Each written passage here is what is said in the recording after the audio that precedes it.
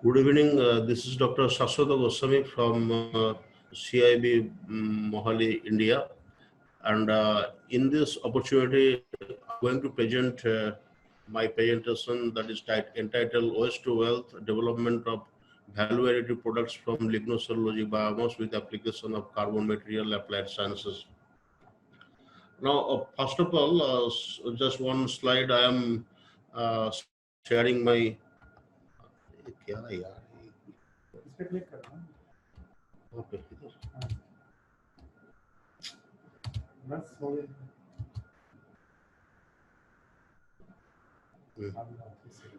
I am sharing my professional experience and academic background. I am PhD in chemical engineering. Prior to that, BTech chemical technology. I passed 20 years in the industry, and last 10 years I am in academics. Initially, I was the scientist in business technology, and finally in CIB Mohali, I am working as the associate plant manager, scientist E. Now, in this context, I will describe the global fruit products in weight as a whole of fruit because this presentation I am going to present the lignocellulosic biomass available from different waste, that is a fruit waste or agro and secondary agro waste. Initially, let me discuss the global fruit production, and it is this this bar chart shows that is the millions in tons on the waste generated by the fruits of apple, and this is the cellulose content. How much is this, getting wasted? And now this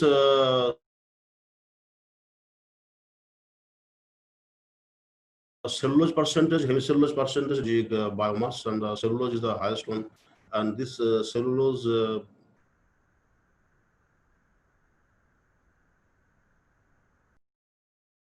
Is having a in India the basic and staple are rice straw, wheat straw, mustard stalks, and sugarcane bagasse. And among that, the lignin percentage is the least, and cellulose percentage is the most. Now, this is one of the applications where this cellulose can be produced from energy for energy. This things sustainable energy, and mg per kg in the bar chart is showing, and for the different derivative for different agro waste like rice straw, wheat straw, mustard, and mustard press cake. Now these are the various application of the food waste or agro waste can be by drying or extraction or palletizing, storage and transport, and finally we are getting the chemicals and products. And there are basically three main routes. One is the enzymatic treatment, another is the extraction, and then by natural absorbent densification, solid state or submerged fermentation, composting, we are getting different products. And finally, we are interested in getting cellulose, and this cellulose we can hydrolyze for getting for releasing glucose or simultaneous saccharification fermentation for other products. This is the pie chart presentation showing the cellulose content of different the different waste. This is rice straw, wheat straw, mustard, and sugarcane. And that is again this agro waste. How much this mg per kg you can prepare. And now here is one video I am going to show. This is basically the application of nanocellulose, which can be derived from cellulose. 植物から作られる無限の可能性を秘めた新素材、ナノセルロース。ナノセルロースは植物の繊維を高度にナノ化した新しい素材です。ナノセルロースは植物由来であることから、生産、廃棄における環境負荷が小さく、リサイクルが容易な再生可能資源として注目されています。ナノセルロースには優れた特徴があります。軽量、高強度。繊維として取り出したナノセルロースは鉄の5分の1の軽さで鉄の5倍の強度があります。寸法安定性。ナノセルロースは石英ガラスと同様に温度変化に伴う伸縮はほとんどありません。透明性。ナノセルロースの繊維は光の波長より細いため、ナノセルロースから作ったフィルムは光を通します。ガスバリア性。ナノセルロースを使って製造した膜は酸素などのガスを通しにくい性質があります。最高制御性。批評面積が大きいため最高制御性に優れています。粘性、弾性制御性。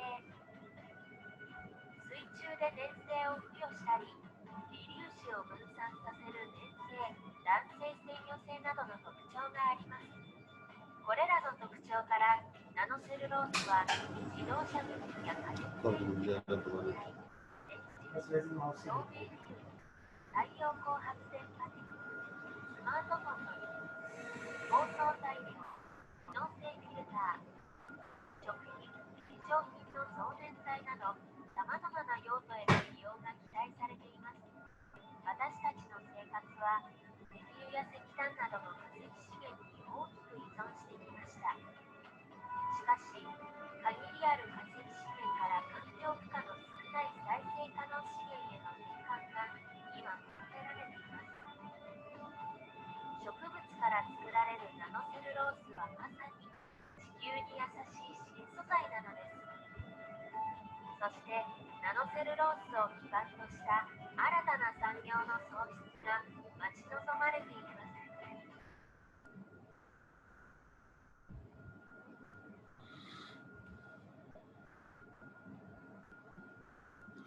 So basically, all the agro waste or fruit waste, means horticultural waste, the major emphasis is on the production of cellulose and then its derivative of nanocellulose, because nanocellulose is having many unique physical properties due to its nanostructure, and then uh, because of these physical properties, it finds various and versatile application. So we are very much interested in getting cellulose from agro waste and finally nanocellulose. And this is it shows how is the market trend of nanocellulose in recent future.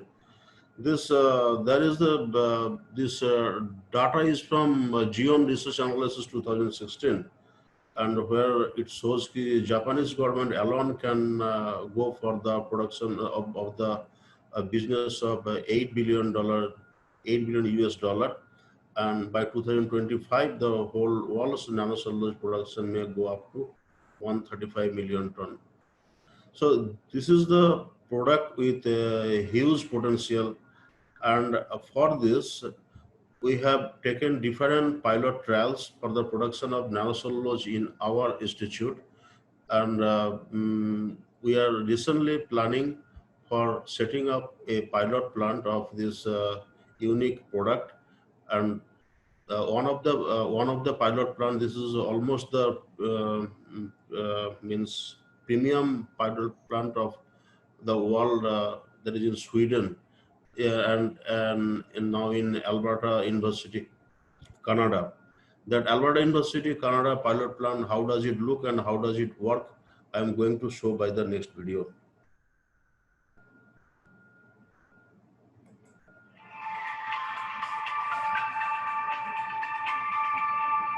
Cellulose nanocrystals are very small particles that come from cellulose after it's been liberated with chemicals. They're about 15 nanometers by 150 to 250 nanometers. What that means exactly is if you look at a cellulose fiber and say it's the size of an ice hockey rink, a pen or a pencil on that surface of that icy hockey rink would be about the size of this nanocrystal.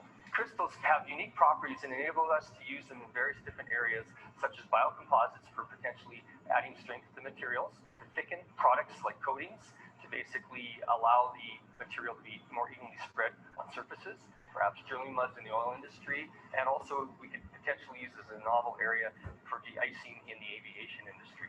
What we're doing is we're taking market pulp and reacting it with chemicals to produce these nanocrystals, which are cellulose-based. We are in our CNC pilot plant. This you're looking at here is our reactor's 200-liter glass line that we add our material and convert it from cellulose into CNC. After the material has been reacted, it gets pumped into a tank, diluted, neutralized, and then we start to separate our material. The first step of that separation or purification is using a 6,500 RPM centrifuge. So the main objective of our pilot plant is to basically produce CNC at appropriate levels to provide samples for our clients so they can start working with it and looking at various different ways of applying this material into their various different products. This is our tangential flow microfiltration system. After one or two passes through our centrifuge, the material can no longer be separated, the impurities from the product using the centrifuge. So then we have to go to filtration technology. And basically what we have is we have a bank of filtration modules that have a pore size that basically allows the impurities to pass through while retaining our product. At this stage then we concentrate by removing the excess water and we prepare it for our dryer. Another main objective of the nanocrystalline cellulose is to start giving feedback to potential companies that will use our technology we've developed here and build to a commercial scale. What we have in the 7,800-liter tank is absolutely purified CNC material after our filtration for the final polishing of our material. We want to get the material out to the end users and get their development departments to work with this material and get excited about it and want to continue using more and more of our material. There may be companies that might be interested in demonstrating the capabilities of their equipment in the environment that we have available here to help them try and sell their equipment. After spray drying, what we have as a resulting material is a fine white powder that is ready to ship to clients. One great thing that we might be able to do here in the province is we've got pulp mills, for example, who've got one or maybe two products. What we want to do is continue diversifying these facilities so that they can not only perhaps make pulp, but they're also making other types of material. Eventually, also, we're hoping that there's other streams that could be utilized. So suddenly we have a facility that's almost like a biorefinery that's producing a number of products that are making its way up to the marketplace. I believe a world-class organization that is involved with applied research and development should benefit twofold. One, with their client, increase their value and their profitability and their competitiveness in the marketplace. And secondly, increases our knowledge and our expertise in an area so that we continue to be a world-class organization in the area that we're working in.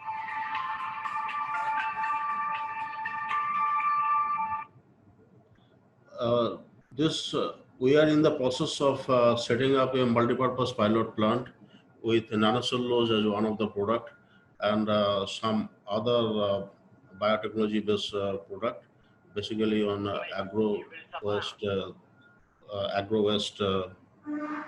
valorization. Now in CIAB, that is in our institute, we are working on bioeconomy development. There are several projects which I am showing. And now this is the operation going on in my lab. That is the nanocellulose preparation from different sources. We got recently one project from Reliance Industries, Bombay. And these are the jobs I have done. That is, this is the, we have tried this nanocellulose production from rice straw, wheat straw, and some other broom grass cellulose. And it shows our results is at par of the other scientists working in the world. These are the products we have prepared so far in initially in the bench scale and finally upscaling in the pilot plant. This is the nanocellulose basically, and this is the electrospun nanocomposite and extruded composite, nanofilms, and nanopaper. These are the products, and we are having several industrial tie-up. So that is the need of the pilot plant formation, pilot plant setting up. And several other global this stage I have showcased my product and my presentation. These are my research team. from CIAB, people who are working with me and supporting me in every aspect. And thank you very much.